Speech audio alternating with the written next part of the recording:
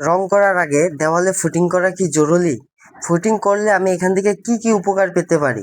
আর footing যদি না করি তাহলে কি আমার দেওয়ালে কোনো রকমের ক্ষতি হবে রং করলে?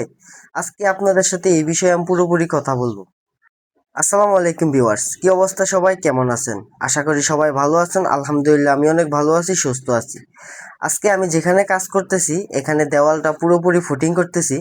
ফুটিং করলে দেওয়ালে অনেক উপকার আছে, তার ভিতরে যে বেশি উপকারটা আপনি যেগুলো পাবেন সেটা হলো আপনার রুমের ভিতরে রুমটা অনেকটাই ঠান্ডা রাখবে গরমকালে। বাহিরের রোদের তাপের কারণে বাহিরের ওয়ালটা যে পরিমাণে গরম হয়, এই ফুটিংয়ের ফলে 2 কোট 3 কোট ফুটিং ব্যবহারের ফলে আপনার রুমের ভিতরে ওই তাপটা পুরোপুরি আর ঢুকতে পারে না, যার কারণে রুমের ভিতরে অনেক ঠান্ডা থাকে। তারপরে যে উপকারটা পাবেন, আপনি ফুটিং যদি করেন, রং করার পরে দেওয়ালের ভিতরে একটা স্মুথনেস দেখবেন, মানে পুরোটা একটা লেভেল থাকবে, একটা সমান থাকবে, একটা ফিনিশিং থাকবে, দেখতে বোঝা যায়। যেটা ফুটিং না করলে দেওয়ালের ভিতরে এই জিনিসটা দেখা যায় না।